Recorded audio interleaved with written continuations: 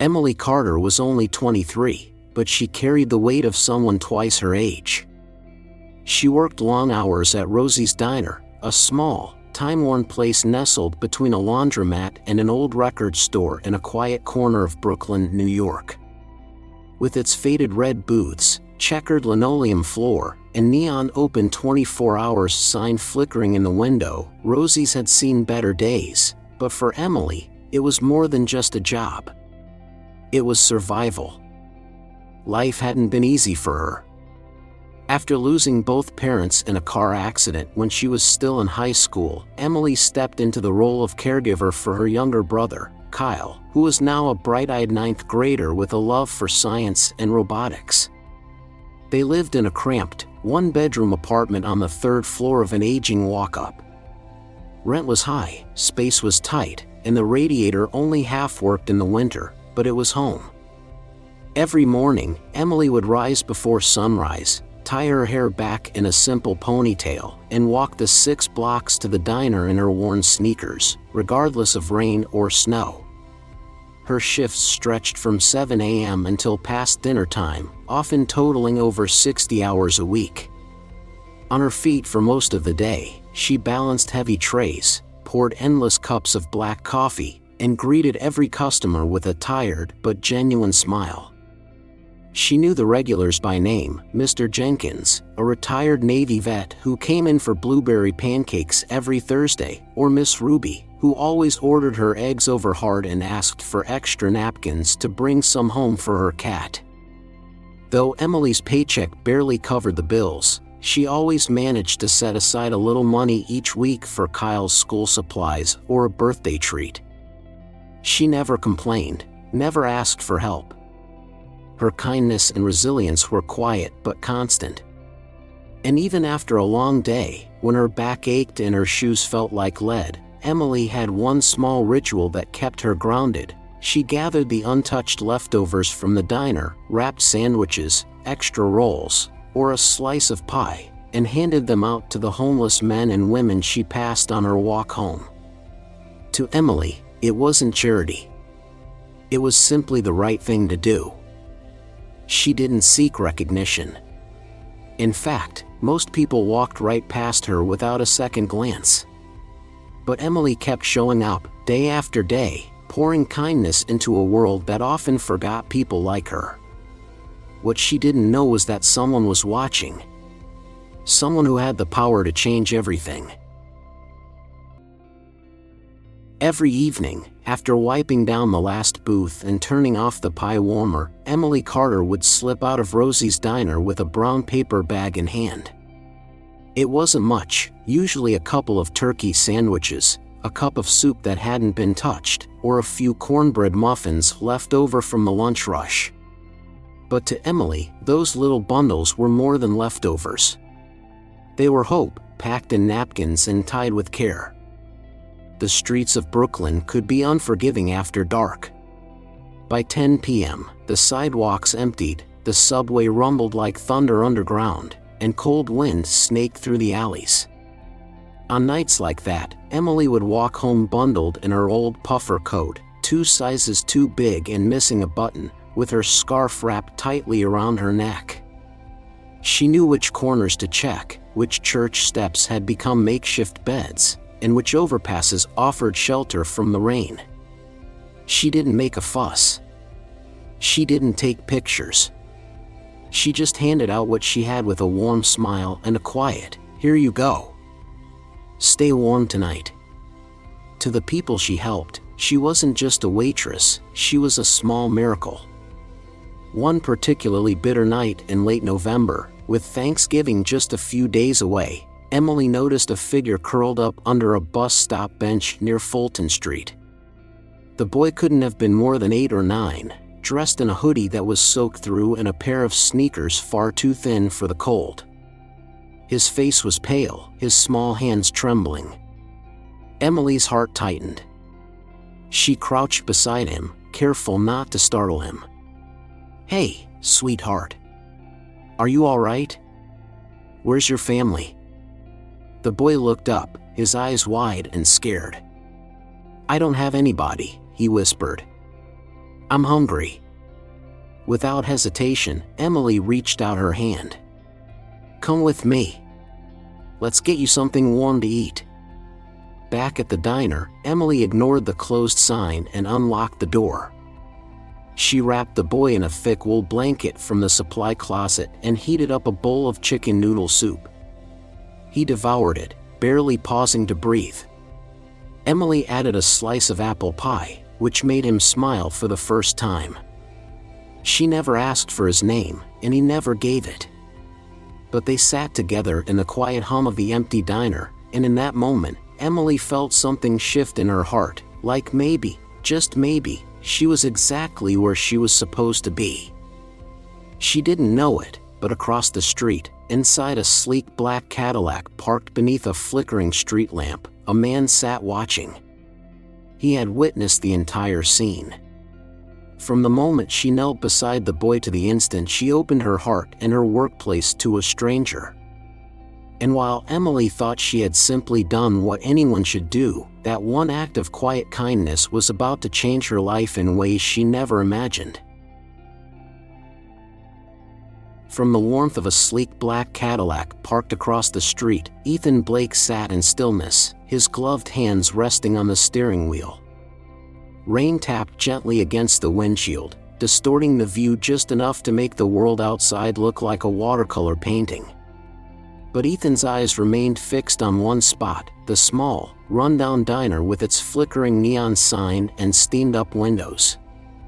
Rosie's Diner. He hadn't meant to stop there.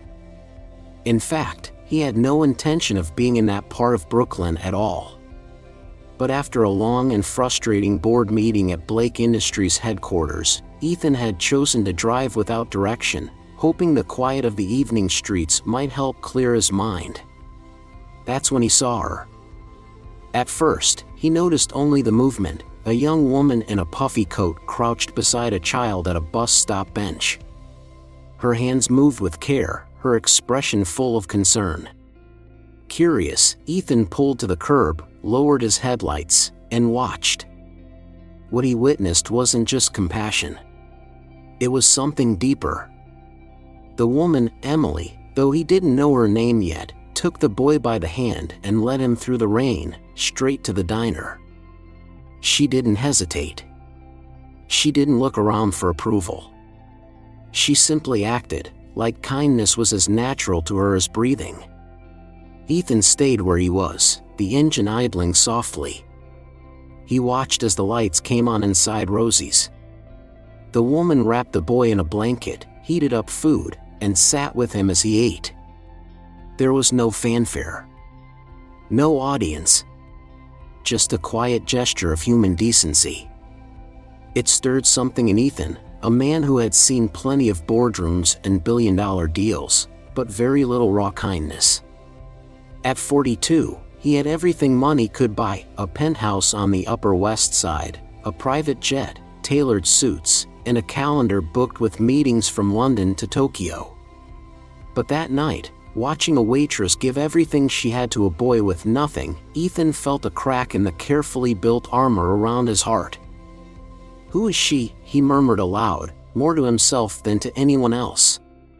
He reached into his coat pocket and scribbled the name Rosie's Diner onto the back of a business card, slipping it into the console.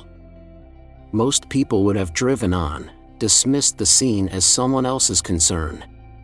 But not Ethan. Something about that moment stayed with him long after he pulled away from the curb. Back at his luxury apartment overlooking Central Park, he couldn't sleep. He poured a glass of bourbon, stared out the window, and kept thinking about the young woman in the rain, the waitress with tired eyes and a generous spirit. He had witnessed hundreds of deals, signed thousands of contracts, and shaken hands with presidents. But in one quiet act of kindness, a stranger had reminded him of something he hadn't felt in years: admiration. And he wasn't about to let that feeling go. 3 days passed, but the image of the young woman in the rain never left Ethan Blake's mind. Her face, lit by the soft glow of Rosie's Diner, lingered like a melody he couldn't stop humming. For a man used to making decisions that moved markets, this tug at his heart was unfamiliar and oddly grounding. That Friday afternoon, just after 2 p.m., Ethan stepped out of a black town car wearing a navy cashmere coat and leather gloves. The tailored lines of his suit and polished Oxfords stood out sharply against the gritty sidewalk of the Brooklyn neighborhood. He glanced up at the diner's weathered sign, Rosie's Diner, EST 1965. A place that had clearly seen better days, yet still stood with quiet pride. As he entered, the bell above the door jingled, releasing the scent of fresh coffee and frying bacon into the air. It wasn't elegant, but it was familiar, comforting, even. Booths were half filled with locals enjoying late lunches, a pair of city workers in dusty jackets, an elderly couple sharing a meatloaf plate, and a young mother bouncing a baby on her knee. Then he saw her. Emily Carter moved swiftly between tables, balancing a tray of plates like a pro. Her dark brown hair was loosely tied back, and though her shoes looked worn, her smile was warm and effortless. She laughed gently as she handed an older gentleman his coffee refill, then stooped to pick up a toy a toddler had dropped. Every motion, every interaction, was laced with thoughtfulness. Ethan chose a booth in the back corner, facing the counter. He didn't want to interrupt her, yet. He simply watched. Over the next half hour, he saw her help an elderly woman count change, deliver a bowl of chili with extra crackers just in case, and sneak a fresh muffin to a teen clearly trying to make his meal last. Nothing about what she did was loud or dramatic. It was quiet, constant care. Eventually, Emily noticed him. She approached his booth with her notepad in hand and a polite, practiced smile. "Welcome to Rosie's," she said cheerfully. "Can I start you off with a coffee?" Ethan nodded. "Yes, please." Black. Her eyes met his briefly. There was a flicker of curiosity, as if she half recognized him but couldn't quite place it. He looked like a man out of context, a business executive lost in a blue-collar diner. She returned with his coffee and took his order, the special of the day, meatloaf with mashed potatoes and green beans. He thanked her, watching as she disappeared behind the counter. He hadn't planned what he would say. All he knew was that he needed to understand her better. Who was this young woman whose kindness had shaken him more than $1 million merger? As he stirred sugar into his coffee, Ethan made a quiet vow. He wouldn't leave Rosie's that day without doing something. Maybe small. Maybe simple. But something to remind Emily Carter that goodness didn't go unnoticed. The lunch crowd at Rosie's Diner slowly thinned as the afternoon wore on. The hum of conversation quieted, replaced by the soft clatter of dishes and the occasional sizzle from the kitchen. Ethan Blake sat quietly in his booth, his empty plate pushed slightly aside, his gaze following Emily Carter as she worked. She hadn't slowed down since he arrived.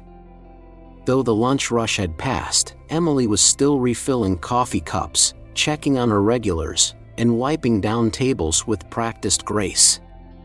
There was no sign of weariness in her expression, only focus, determination, and the faint trace of a smile she offered to everyone, no matter how small the interaction. Ethan admired that. In the business world, people often performed out of obligation or ambition.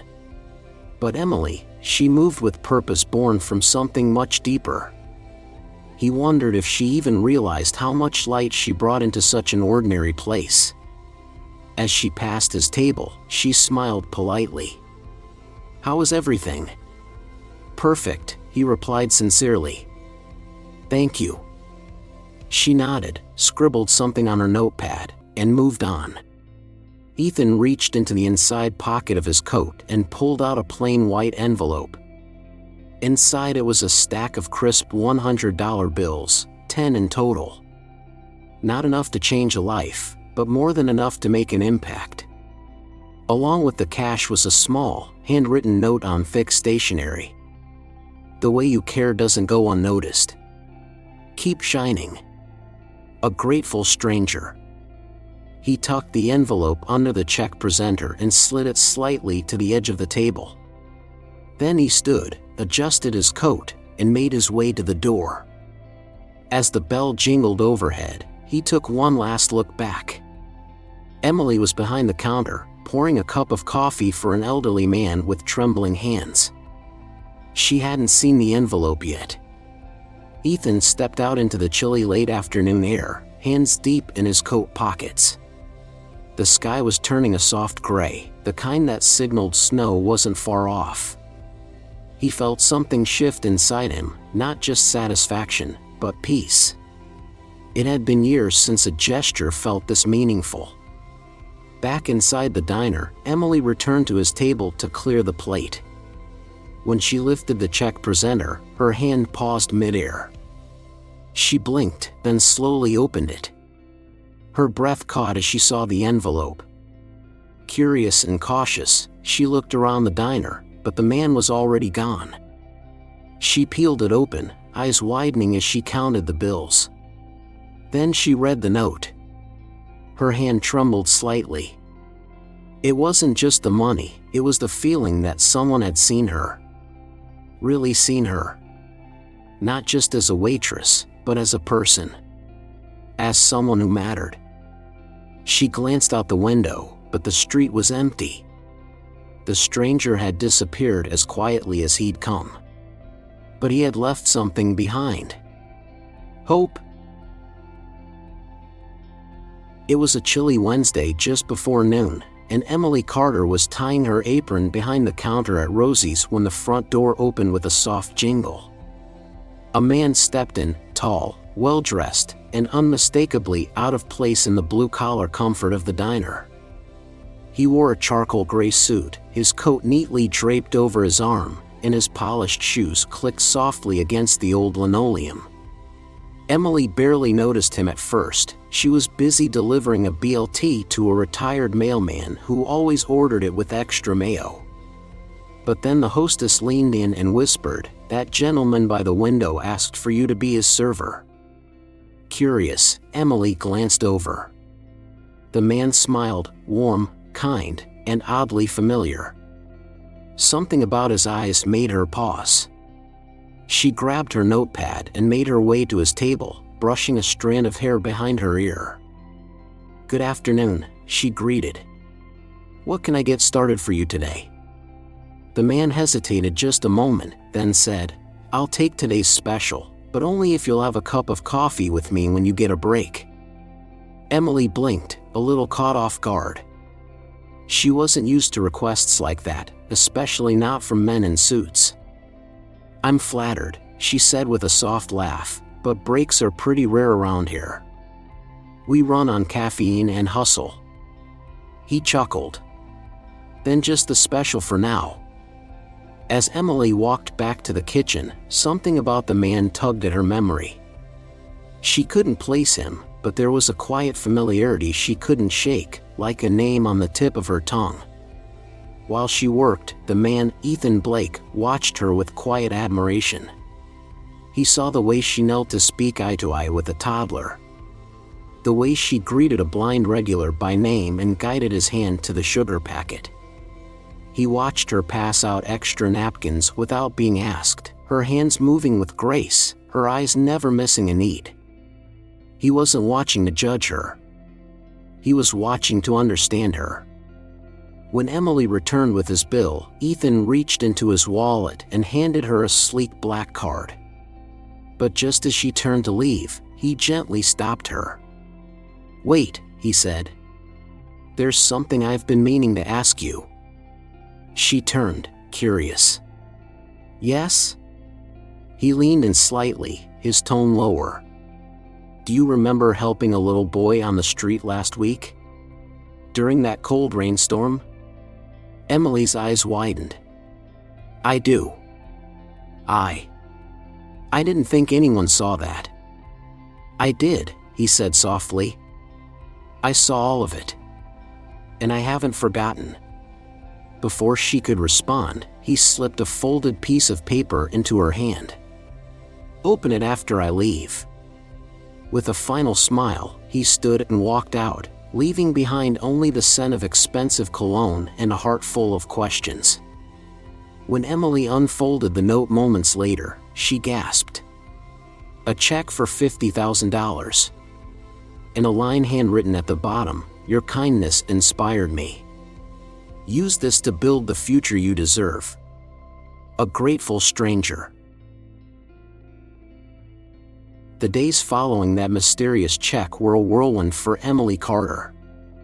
Though she continued her shifts at Rosie's diner like nothing had changed, inside, her mind was a storm of questions. Who was that man? Why her? And why such an incredible gift? She'd considered returning the money, but there was no contact information, no name other than a grateful stranger. She tucked the check safely away, unsure of what to do next. Even with her cautious nature, the idea of using it to chase the dream she'd buried for years, a cafe of her own, began to take root. A week later, just as the winter sun was starting to set, Emily was walking home from work. Her breath puffed in small clouds as she wrapped her coat tighter. She passed the corner bakery, the flower shop, and the boarded-up storefronts that marked her neighborhood like faded memories. That's when a sleek black Cadillac pulled up beside her. Her heart jumped. The window rolled down slowly, and there he was, the man from the diner. The stranger with the kind eyes and the knowing smile. "I was hoping I'd find you," he said. Emily stopped in her tracks. "It's you." He stepped out of the car, offering his hand. "Ethan Blake." I figured it was time I introduced myself properly. Her jaw dropped. Ethan Blake? The CEO of Blake Industries? His name was a staple on Forbes lists, whispered in headlines and investor circles. She'd seen it, read about him, but never imagined he'd be the man behind the envelope. "I don't understand," she said, her voice soft, almost trembling. "Why me?" Ethan's expression turned serious, but gentle. "Because in a world full of people who look the other way, you stopped. You helped a child in need, without a second thought. That one small act said more about you than a resume ever could." Emily shook her head. "But I'm just a waitress." "No," he interrupted. "You're much more than that. You have a heart this world needs. And I believe in investing in people who make a difference."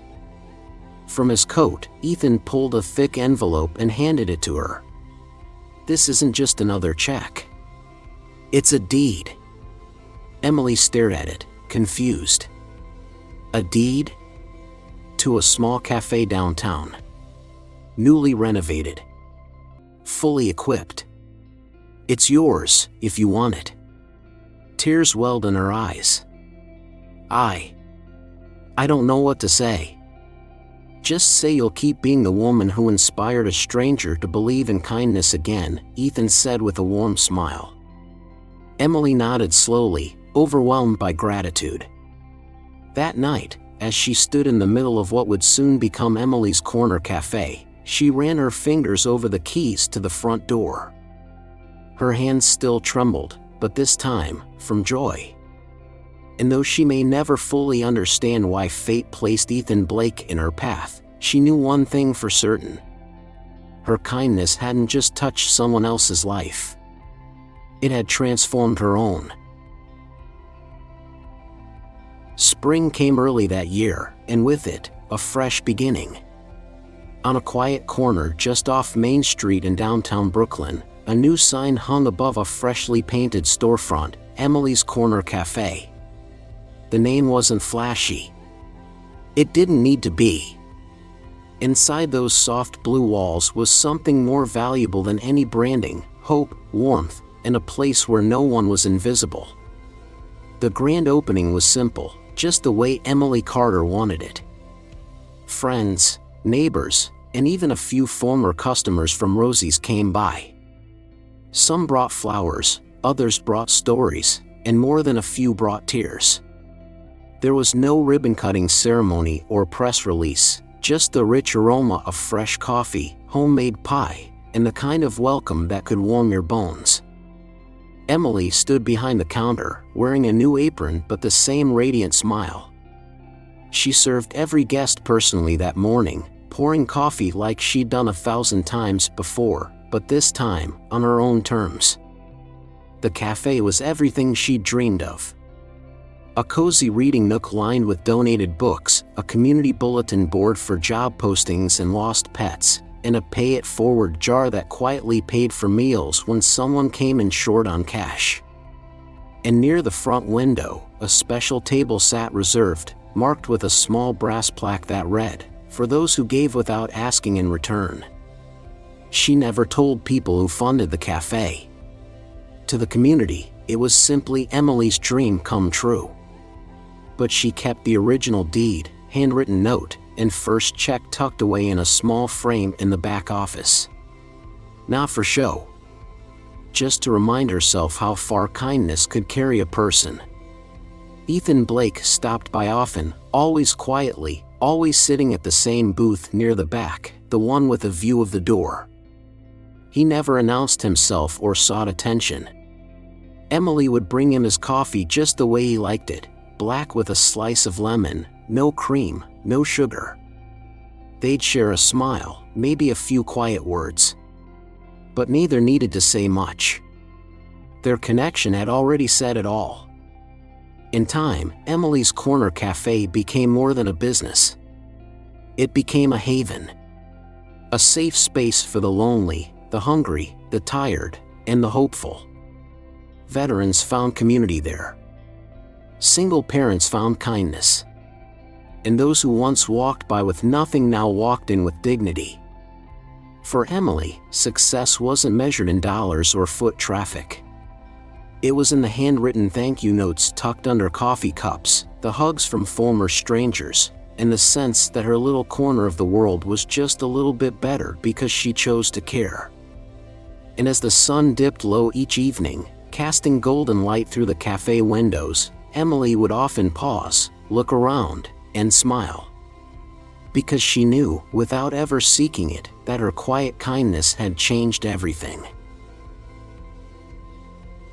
The story of Emily Carter is more than just a heartwarming tale. It's a quiet reminder of something deeply human, that even the smallest act of kindness can ripple out and change lives in unimaginable ways.